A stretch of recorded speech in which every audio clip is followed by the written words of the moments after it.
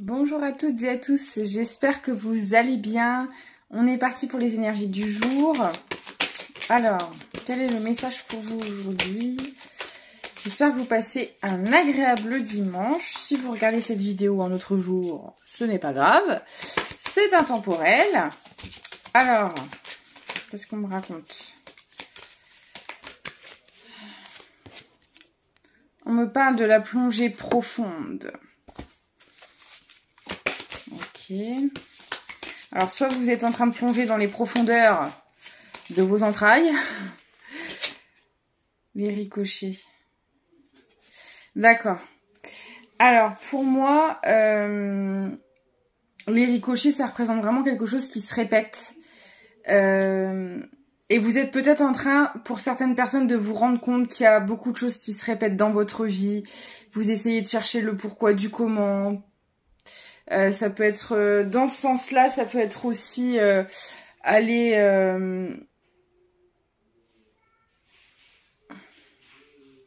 Ouais. Je le sens vraiment comme quelque chose qui vous met en travail, en fait. Parce que c'est toujours la même chose, en fait. Vous tournez en rond dans une situation où... Ah ouais. Ouais. Avec les algues, c'est vraiment un obstacle. C'est vraiment... Il y a des obstacles autour de vous qui vous empêchent d'accéder à quelque chose de beaucoup plus positif. Vous savez, quand vous allez vous baigner, là, que vous avez des algues qui vous collent, que c'est désagréable, c'est vraiment ça. Avec la dépollution, ouais. Là, en fait, vous êtes en épreuve, mais parce que ça demande à aller chercher justement ce qui ne va pas. Ce qu'il faut modifier, ce qu'il faut changer, ce qu'il faut peut-être même supprimer de sa vie pour aller mieux. Parce que là, il y a quelque chose qui va... C'est toujours la même chose. Et avec la pieuvre, on voit que ça vous disperse, que ça vous met dans des états d'instabilité. Vous n'êtes pas du tout... Excusez-moi. Vous n'êtes pas du tout aligné. On va essayer de savoir dans quelle situation. Là, il y a vraiment quelque chose qui... Ça vous demande aussi de devoir gérer plein de choses à la fois, d'être... vous avez même pas de temps pour vous, ou très peu. C'est peut-être aussi votre mental. Hein. L'image de la pieuvre, c'est peut-être aussi votre mental qui est complètement obstrué. De toute façon, on le voit, il y a du tri à faire, il y a des choses à enlever. Il y a des... Là, il y a une situation... Ouh là là là là. Ouais. Avec la tempête, là... Bah là, en fait, pour moi, vous buvez la tasse depuis un bon moment. Vous avez peut-être essayé d'arranger les choses, mais en fait, c'est pas vous le problème. Là, on voit que c'est un obstacle externe à vous. Alors, on va aller voir, c'est peut-être dans votre contexte, dans votre situation professionnelle, dans les relations. C'est peut-être lié à des blessures pas encore cicatrisées, à un vécu. Ça peut être plein de choses. Mais là, on voit pour moi qu'il y a une énergie tierce là dans l'histoire qui pose problème. Donc une énergie tierce, ça peut être une personne, ça peut être des blocages, des peurs, des traumas. Ça peut être plein de choses. Ça peut être le boulot, ça peut être vraiment... On va aller voir ce que c'est, mais... Il y a quelque chose à... évincer, j'entends, mais c'est un peu violent, mais c'est un peu ça. En fait, c'est quelque chose qui vous met tout le temps dans la contrariété, dans les doutes. Vous savez peut-être pas comment en sortir de cette... C'est peut-être une situation qui vous bloque. Vous avez peut-être déjà essayé plusieurs choses et au final, on revient au point de départ à chaque fois. Vous êtes obligé de trouver des stratégies, des solutions... Ah ouais, ouh là là là là. J'ai le défi, l'excès. Ah là, vous êtes en pleine tempête là. Hein. Je sais pas ce qui se passe, mais là, il y a clairement des choses... Est-ce que je peux avoir plus d'infos, s'il vous plaît? Là, c'est le tsunami dans votre vie, quoi. Clairement, hein. Qu'est-ce que c'est? De quoi on parle? Voilà, on me dit que vous avez besoin de repos, vous avez même le mental, hein. Là, j'ai l'impression que vous avez votre tête qui va exploser, clairement. Vous n'êtes pas du tout dans de bonnes vibes. Bah, après, il y a eu la lune en poisson, là, qui a fait remonter beaucoup de choses. Et il suffit que vous soyez dans des situations qui ne vous conviennent pas d'une manière ou d'une autre. Ça vient vous la remettre en pleine figure, hein.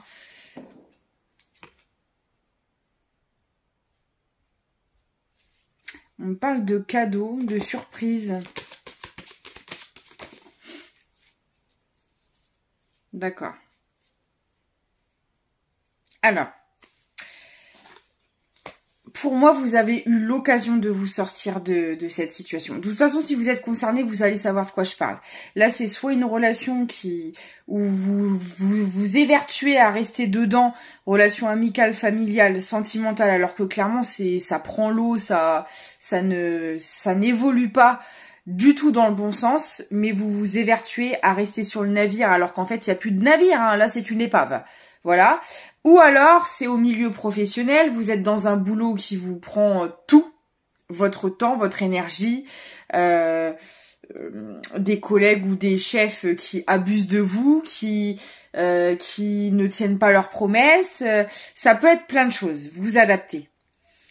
Et pour moi, vous avez eu l'occasion, des opportunités, si c'était, je sais pas...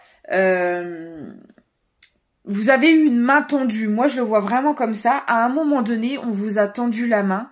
Alors, qu'on s'entende bien, on peut se sortir soi-même de sa MERDE. Personne ne peut le faire à notre place. Mais peut-être que il y avait des personnes ou une situation. Par exemple, vous étiez dans un boulot qui est insupportable. Bah peut-être qu'à un moment donné, on vous a proposé un autre job. Alors oui, peut-être que c'était un peu moins bien payé, ou peut-être que je sais pas, c'était peut-être pas dans votre filière, ou peu importe. Et vous êtes dit oh non, vous êtes resté, on va dire, pour les mauvaises raisons. Peu importe la situation. Si par exemple vous étiez dans une relation qui était en train de s'écrouler, où ça fait longtemps qu'il y a plus de sentiments, où ça fait longtemps qu'il y a plus d'entente, et que vous avez fait une belle rencontre, bah vous êtes quand même, alors c'est pas forcément une bonne idée de se réfugier tout de suite dans une nouvelle rencontre, mais c'est imagé, c'est pour vous dire qu'à un moment donné, vous avez eu une porte de sortie. Vous ne l'avez pas prise, cette porte, parce que vous pensiez à ce moment-là que c'était peut-être la meilleure solution. Si par exemple on était dans un couple qui prenait l'eau, ah mais oui, mais bon... il y a les enfants, ah mais il y a la société en commun, il y a la maison, il y a ceci, il y a cela. Mais en fait, c'est pas ce qui va définir votre bonheur. Vous voyez, c'est vraiment ça. Et on a essayé de vous tendre la main ou de vous peut-être vous ouvrir les yeux aussi d'une manière ou d'une autre. Et vous avez pris la fuite. Vous avez pris la fuite. Parce que à ce moment-là, j'ai l'impression que vous pensiez que c'était la meilleure solution. Vous vouliez sauver la situation, en fait.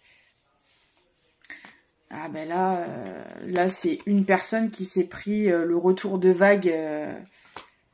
Parce qu'en fait, il n'y a rien à sauver pour moi. Il y a malheureusement... là, je ressens une situation qui vous empêche, vous, d'évoluer, d'avancer, de... Ouais.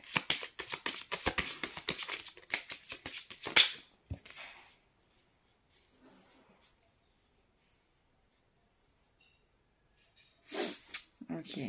Alors, cette personne-là qui est dans cette situation, c'est comme si qu'elle était fliquée, c'est comme si que on surveillait tous ses moindres faits et gestes et qu'on avait vu, on a vu qu'à un moment donné, cette personne voulait faire le tri, s'éloigner de certaines choses. Et pour moi,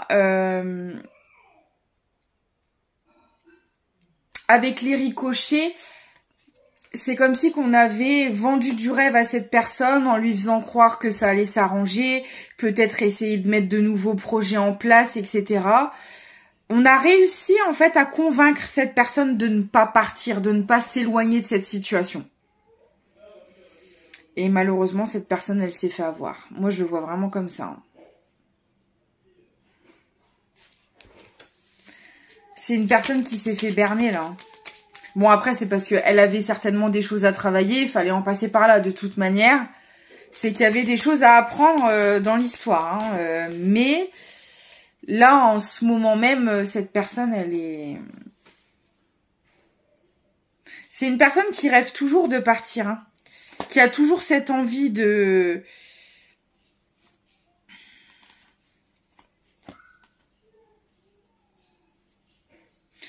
Qui a toujours envie de changer les choses. Alors, attendez. Ouais.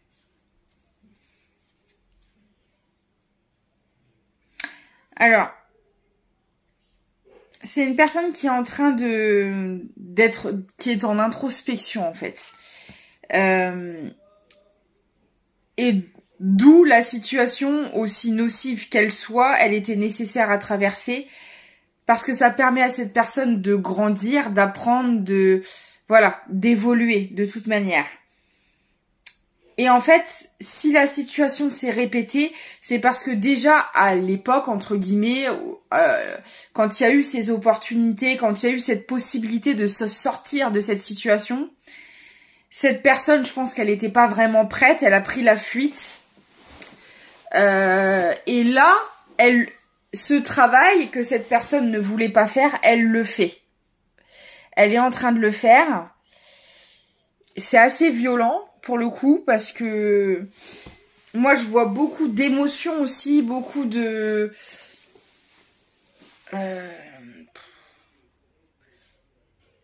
J'aimerais bien savoir ce qui s'est passé quand même parce que j'ai pas beaucoup de détails. Après c'est peut-être, comme c'est général, c'est peut-être un message pour plusieurs personnes hein, selon la situation que vous traversez. Mais là j'ai une personne qui est en train de... Honnêtement, là, on est possiblement dans une nuit noire de l'âme, hein, parce que là, c'est émotionnellement, c'est violent, là. J'ai une personne qui est en train de...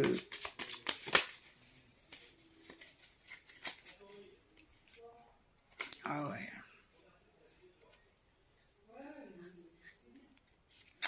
Là, c'est... Il y a de la joie qui va être retrouvée. Je pense que cette opportunité va se représenter pour cette personne. Peut-être pas de la même manière, peut-être pas de la... Voilà, je ne sais pas. Mais en tout cas,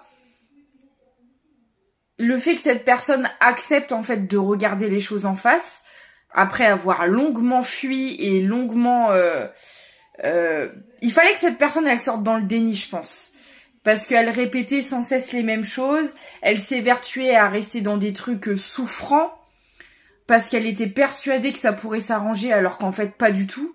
Et maintenant que ça a été la goutte de trop, le mur de trop, on va lui remettre la possibilité de partir. Et je pense que cette fois-ci, cette personne, elle va saisir l'occasion. Alors, on me dit que c'est une union qui a été à l'origine de cet écroulement. Alors peut-être que c'était une collaboration, une relation sentimentale, une relation dans la famille ou dans les amis. Et j'ai l'impression aussi que l'opportunité, à chaque fois c'était un duo.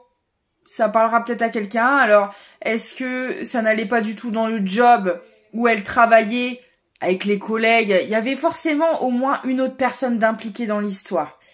Et est-ce que cette personne, elle n'a pas eu la possibilité de s'associer à quelqu'un d'autre si c'était une relation? Voilà, est-ce que des amis ou une autre belle rencontre sentimentale lui aurait pas permis de s'extraire de tout ça? Il y a une union, au moins une union qui est concernée dans le lot, quoi.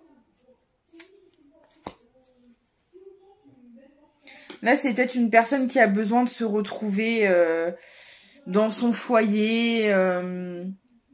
Voilà, qui a peut-être besoin de s'isoler, de réfléchir.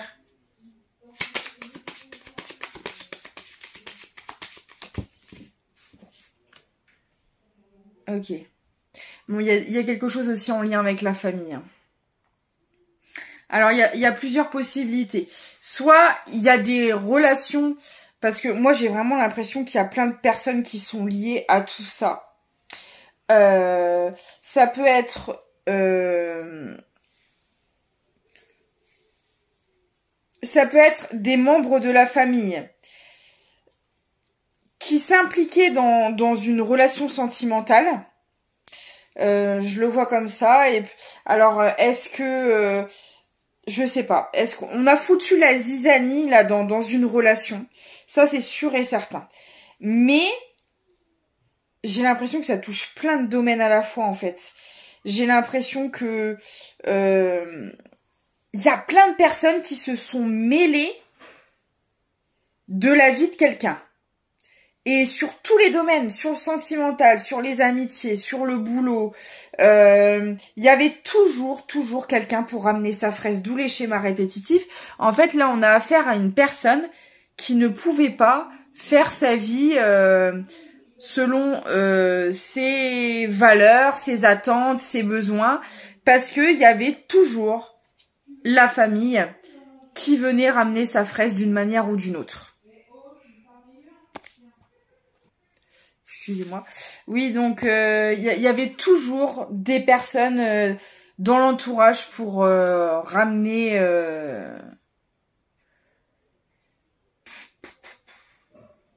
Et là, j'ai l'impression que c'est une personne qui essaie de s'éloigner d'un entourage et c'est un entourage qui ne lâche pas la grappe, qui surveille, qui a toujours quelque chose à dire, qui critique, qui juge.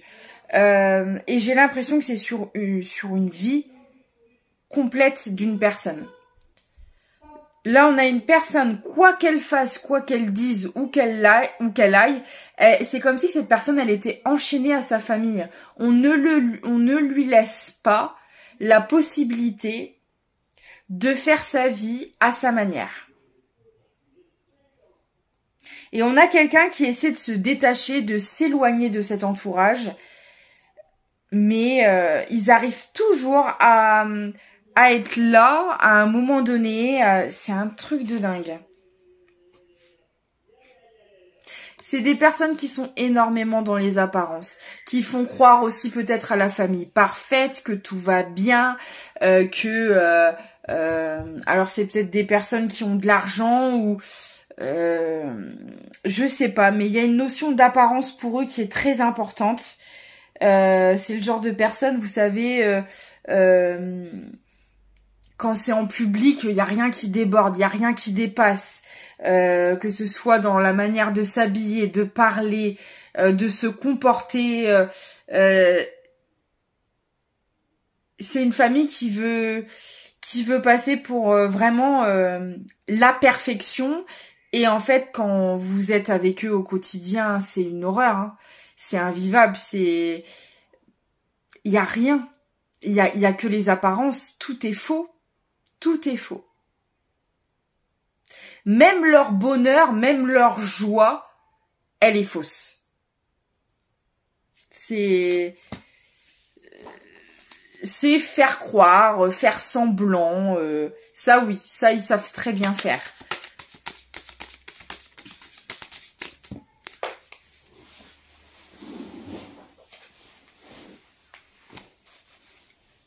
Oh là là là là. Alors en public, ça vend du rêve et puis quand vous allez chez eux,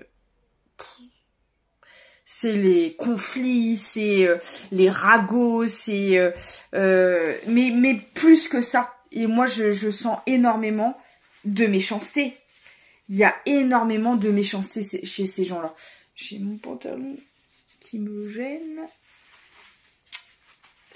Il y a énormément de méchanceté. C'est le genre de personnes qui vont vous sourire Et puis quand, je sais pas, quand vous les fréquentez, quand vous faites des choses qui vont pas dans leur sens, ils s'acharnent sur vous. Alors on me parle aussi de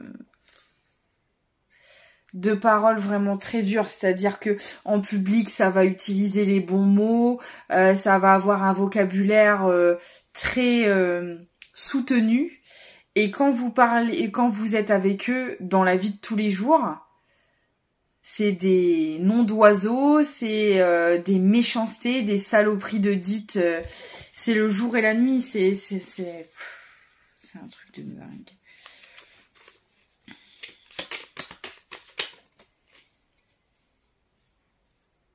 Et en fait, c'est des personnes qui veulent faire croire, par exemple, qu'elles prennent de vos nouvelles, qu'elles veulent savoir comment vous allez, que c'est, si vous traversez une période difficile, qu'elles sont là pour vous soutenir, qu'elles sont là pour vous envoyer un petit message de compassion et de gentillesse, alors qu'en fait... c'est juste pour pouvoir savoir où vous en êtes dans votre vie, ce que vous faites, pour pouvoir mieux parler sur votre dos après. Même la prise de nouvelles, elle est fausse.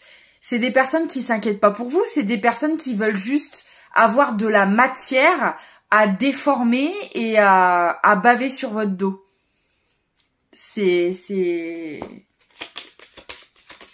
Et là, je pense qu'il y a une personne qui ouvre les yeux sur ça, qui en avait peut-être pas conscience par le passé. Et là, la désillusion, elle est brutale. Bon, c'est une personne qui va réussir. Alors là, elle est en plein combat, cette personne. Hein. Clairement, pour le moment, ça doit être conflits familiaux, ça doit être désaccords, guerre à tout va. J'ai la victoire. Donc, c'est une personne qui va réussir à se préserver en quelque sorte, peut-être à donner moins de détails sur sa vie privée, à prendre réellement son indépendance et son autonomie. Parce que d'une manière ou d'une autre, on avait toujours la famille qui était présente.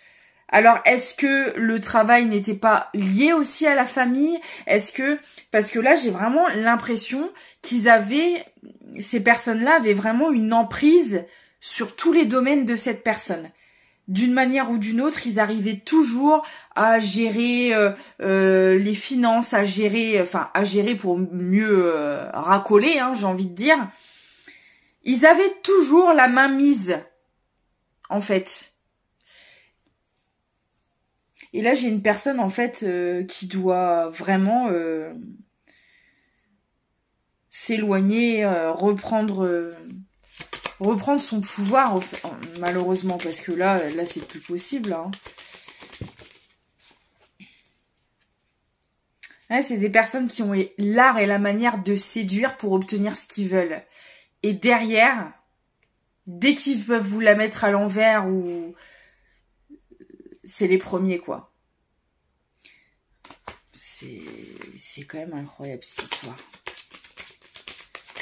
C'est des personnes qui sont énormément dans la manipulation, parce que derrière, il n'y a rien, quoi. Il n'y a rien, tout est faux. Tout est faux. Tout est excuse et tout est prétexte à pouvoir abuser d'une manière ou d'une autre. À pouvoir se servir, à pouvoir y prendre intérêt. C'est le seul et unique but. Que ce soit les discussions, que ce soit le temps passé avec ces gens-là, tout est minutieusement calculé pour obtenir quelque chose. Il n'y a rien de fait avec le cœur, avec je passe du temps avec toi parce que je t'apprécie, parce que je tiens à toi. Non. C'est pour obtenir des choses constamment. Que ce soit du temps, de l'énergie, de l'argent. Ouais, c'est une personne qui va arrêter. Qui va arrêter de se sacrifier pour ces gens-là, parce que là, il y a clairement une notion de sacrifice où on donnait constamment et on ne recevait jamais. Et là, ça va s'arrêter. Parce que là, il y a quelqu'un qui se rend compte, en fait, que ça mène nulle part et que ça a toujours été comme ça, mais qu'en fait, cette personne n'en avait même pas conscience.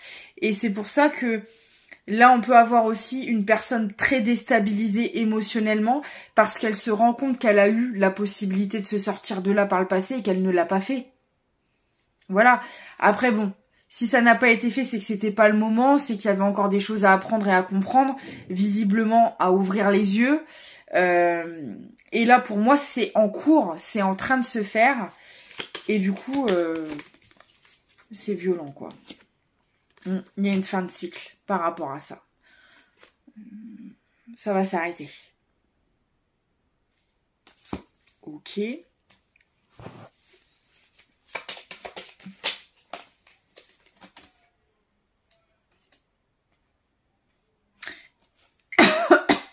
Il y a quelque chose qui s'arrête aussi au niveau professionnel, matériel. Parce que je vous dis, j'ai l'impression que cette famille avait une emprise sur tous les domaines. Donc peut-être qu'il y avait du travail en commun, de l'argent, des biens, un héritage que l'on attend. Je ne sais pas. En tout cas, quoi que c'est. Quoi qu'on avait en commun avec ces gens-là, on coupe. On arrête. On décide de s'isoler. On pense à soi. On part. On part, hein, clairement, on met les voiles. Alors, il y avait peut-être des choses aussi qui nous rattachaient. Alors, moi, on parle de l'enfance. Il y avait peut-être, je sais pas, c'était peut-être juste des souvenirs, hein, des souvenirs d'enfance. On s'accrochait peut-être à ça. Alors qu'au final, on se rend compte aussi que même nos souvenirs étaient erronés. Parce que quand on est petit, on idéalise toujours notre entourage. Et puis bah des fois, selon les personnes, pour voir le vrai visage, ça peut prendre plus ou moins de temps. Mais il y a quelque chose en lien avec l'enfance.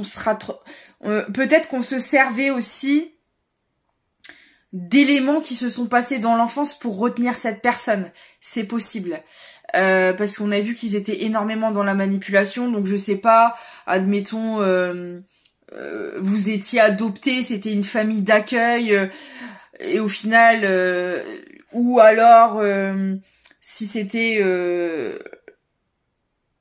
ça peut être plein de choses, mais on se servait d'éléments liés à l'enfance pour retenir cette personne. Ah, mais tu vois pas tout ce qu'on a fait pour toi, si t'en es là aujourd'hui, c'est grâce à nous. Vous voyez ce genre de truc, en fait, ce genre de discours. Où on essayait constamment de faire sentir une personne redevable. Ça peut être tout simplement, en fait, je suis ta mère, si t'en es là aujourd'hui, c'est grâce à moi. Voyez, je t'ai éduqué de cette manière-là, donc si t'es comme ça, c'est grâce à moi. Enfin, on faisait tout le temps culpabiliser une personne pour qu'elle reste, en fait. Mais ça fonctionne plus. Ça fonctionne plus. Moi, je vois quand même beaucoup de choses en lien parce que c'est des personnes de toute façon qui sont très axées sur le matériel. Hein. Donc, on joue aussi avec ça. Peut-être si tu pars, tu t'auras rien de nous. Admettons, je sais pas si c'est une famille fortunée où il y avait tout un héritage. Si tu t'en vas, tu n'auras rien. Je te déshérite. Vous voyez, c'est vraiment c'était du chantage affectif. C'était des trucs comme ça en fait. Je le ressens vraiment comme ça. Et là, on a une personne qui décide de s'éloigner, de se mettre en isolement pour se mettre en travail. Et aussi, peut-être encore une fois, de partir d'un... Il y avait peut-être un travail, une société familiale, et on jouait là-dessus aussi. Si tu pars, t'auras rien de la société, t'auras aucune part, t'auras... Je sais pas. Je sais pas, mais de toute façon, il y a quelque chose en lien avec l'argent là-dedans. C'est sûr et certain. Mais quoi qu'il en soit, on a une personne qui s'éloigne, qui s'isole, qui travaille sur elle, qui évolue et qui sent de toute manière qu'elle a besoin de prendre ses distances. Et là, c'est une personne qui va pas bien du tout parce que forcément, hein, c'était des personnes proches, donc c'est pas évident. Mais on me dit que de partir, c'est ce qui va l'emmener à la réussite en fait. C'est pour son bien, c'est pour son abondance, c'est pour son bien-être. C'est une personne qui a essayé maintes et maintes fois de sauver les meubles. Et en fait, à force de se prendre les meubles sur la figure, C'est une personne qui se rend compte que de toute manière, il y a qu'elle qui fait des efforts là-dedans. Il y a qu'elle qui évolue, il y a qu'elle qui change, il y a qu'elle qui essaie de trouver des solutions. Les autres, eux, à part se servir, ils font rien d'autre, quoi. Bon, il y a une solution qui va être trouvée, il y a quelque chose qui va être résolu dans cette histoire. Et c'est pas une décision facile, ouais. On pousse cette personne de toute manière à faire un choix. Parce que je pense que cette personne, elle est en train de réaliser que le meilleur choix pour elle, c'est de prendre un autre chemin, et seule, en tout cas, vis-à-vis de ces gens-là. Et il faut avaler la pilule, quoi. Faut avaler la pilule parce que, bah, malgré tout, ça reste la famille, ça reste l'entourage, on les a énormément aimés. Et en fait, de voir les masques tomber, de voir l'étendue des dégâts, ça fait mal, quoi. Franchement, là, j'ai quelqu'un qui souffre. Hein. Mais bon, c'est quelqu'un qui s'en va, c'est quelqu'un qui part, quoi qu'il arrive. Là, j'ai l'impression que pour le moment, il y a juste une phase de retrait où on a besoin encore de mettre des choses en place, de se guérir soi, de se stabiliser émotionnellement avant de prendre une décision ferme et définitive. Ouais. C'est comme si qu'on quittait le foyer familial. Mais c'est figuré dans le sens où en fait, on se rend compte qu'on a toujours été... comment dire? Vous savez, on avait peut-être soit un des parents, ou peu importe si c'est pas les parents qui vous ont élevé, la grand-mère, peu importe. Mais on avait quelqu'un dans l'histoire qui nous couvait. Et au début, on prenait ça, enfin cette personne prenait ça comme de l'amour, comme de l'affection. Et en fait, elle est en train de se rendre compte que c'était de l'infantilisation. C'est-à-dire que je te materne à l'excès, mais pas dans le cœur. Je fais les choses à ta place pour ne pas que tu évolues, pour ne pas que tu prennes ton indépendance et pour que je puisse avoir la main mise sur toi, pour te manipuler, pour soutirer des choses. Et là, c'est une personne qui tombe de haut parce qu'elle était persuadée d'avoir une relation fusionnelle, soit avec la maman, le papa, peut-être même les deux, peu importe. Et là, on se rend compte que c'était pas tout ça n'a pas été fait pour notre bien ou par amour. Tout ça, ça a été fait pour mieux manipuler, soutirer, profiter de la personne. Et là, ça fait mal de se rendre compte de ça. Ça fait vraiment mal. On a une personne qui avait... Le but, c'était vraiment d'empêcher que la personne accède à une indépendance, à une autonomie en dehors de la famille, quoi. Donc, on a tout fait pour la conserver le plus longtemps possible dans le cocon familial pour mieux se servir, quoi. C'est horrible, hein. C'est vraiment horrible.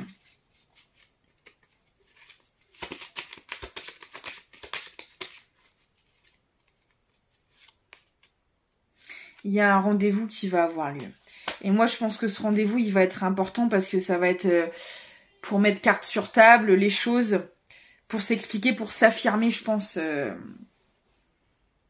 une bonne fois pour toutes, pour dire peut-être même les 4 vérités à ces personnes-là. C'est une personne qui va être fidèle à elle-même, à ses convictions, j'ai l'impression pour la première fois de sa vie, hein, parce qu'au final, c'est toujours quelqu'un qui agissait par rapport à cet entourage, par rapport à ce que eux voulaient, par rapport à ce qu'on attendait. Il y avait la famille derrière qui mettait constamment la pression. Et on avait cette personne qui courait pour satisfaire leurs moindres désirs. Voilà. Je mène une vie pour ma famille, pour leur faire plaisir, selon eux, leurs attentes, leur vision des choses. Moi, je m'oublie, je me sacrifie. Je me marche dessus, quoi. Et là, c'est terminé. Hein.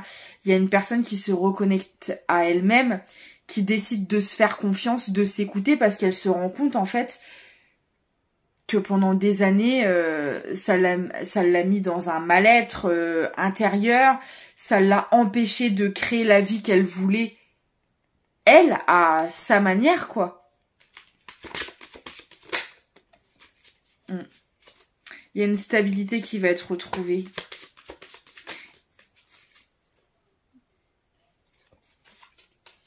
Attends. C'est quoi ça? Ouais. C'est quelqu'un qui va bloquer un engagement. Voilà. Si c'était un engagement aussi professionnel qu'on avait avec cette famille, on va y mettre un terme. C'est l'engagement qu'on avait vis-à-vis de ces personnes-là. La relation qu'on avait avec eux, on la bloque. On arrête quelque chose. Cette personne, elle arrête. Elle a tout essayé. Hein. Même ça, je crois qu'elle y a tout laissé dans cette histoire. Même sa santé, sa vie, ses relations, ses travails, ses sous. Son temps, son énergie, elle a tout laissé, cette personne à cet entourage. Elle a plus rien. Elle a plus rien. Et le seul moyen de retrouver tout ça, bah, c'est de s'éloigner de ces gens-là. Et c'est ce que cette personne, elle va faire.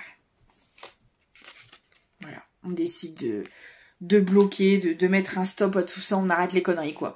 Et je pense que cette personne prend la bonne décision, hein. On me dit qu'il y a surtout une énergie féminine en lien. Alors, moi, je vous dis, soit c'est la maman, soit c'est quelqu'un qui nous a élevés, avec qui on était très proches, mais on décide de tout stopper. Moi, j'ai l'impression que c'est la maman. Après, vous adaptez si ça vous parle. J'ai la réussite. Hein. Écoutez, cette personne, de toute manière, à part s'éloigner... Elle a rien d'autre à faire, malheureusement. Je vais prendre un petit message avec l'oracle victorien. L'homme de loi. Ouais, vous voyez, il y a encore la notion de justice aussi. C'est le juste équilibre des choses parce que les liens familiaux n'excusent pas tout. C'est pas parce que c'est la maman, que ce soit la maman, la sœur, la tante ou la cousine...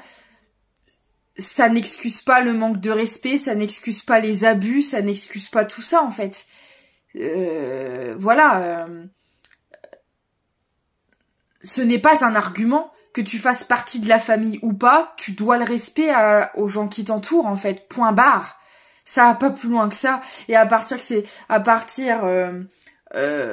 du moment où on vous piétine, vos valeurs, tout, votre personne. Votre vision des choses, qu'on vous nuit à longueur de temps et que ça vous met constamment dans un mal-être, le seul moyen d'améliorer tout ça, malheureusement, c'est de s'en éloigner. Parce que si c'est des personnes qui se remettent pas en question, qui travaillent pas sur elles, encore une fois, vous pourrez pas le faire à leur place. C'est pas possible. Maman ou pas, elle a aussi son fardeau, ses blessures à travailler et si elle veut pas le faire, si elle préfère rester dans la toxicité, malheureusement, il y a qu'elle qui pourra s'en sortir. Donc c'est peut-être pas facile, mais voilà. Avec discernement et honnêteté, il évalue toutes les possibilités avant d'en juger. En cet instant, demande-toi ce qui est juste et éclairé. Et je pense que c'est cette personne, c'est ce qu'elle va faire si c'est pas encore fait. Avec cette phase d'isolement, elle va se poser les bonnes questions et elle va agir avec ce qui est le plus juste pour elle. Même si c'est douloureux, même si c'est difficile, elle va choisir en fonction de son bien-être. Et c'est ce qu'il faut faire. Le savant, ouais, c'est une personne qui apprend de toute manière. Hein. En quête de vérité, il ne cesse d'étudier. Son expérience nourrissant ses connaissances, il aime se perfectionner, apprend, observe et expérimente avant de décider. Et je pense que cette personne l'a suffisamment fait. Hein, expérimenter avec ces gens-là. Après, voilà, c'est ce qui a permis à cette personne de prendre conscience de certaines choses, d'ouvrir les yeux, de se forger, il a fallu en passer par là. Et bon, si cette personne me regarde ou si ces personnes me regardent, sachez que c'est que temporaire, le temps de finaliser l'apprentissage. Après, il faudra aussi du temps pour guérir émotionnellement de toute cette histoire et c'est normal. Mais déjà, quand on s'éloigne des choses toxiques, des personnes toxiques, je vous assure qu'à l'intérieur de vous, ça change tout. Il y a plus ce mal-être. Alors bien sûr, ça se fait crescendo, mais plus vous avancerez et mieux vous vous sentirez. Vraiment. Et là, vous le méritez, c'est tout ce que je vous souhaite. Voilà, j'espère que cette guidance vous aura parlé. Si vous décidez de faire une prestation avec moi, mes contacts sont dans les descriptions de la vidéo et de la chaîne. Vous pouvez faire aussi un don en soutien si vous le souhaitez. N'hésitez pas à vous abonner, à partager. Et puis moi, je vous fais des gros bisous. Je vous dis à très vite et prenez soin de vous.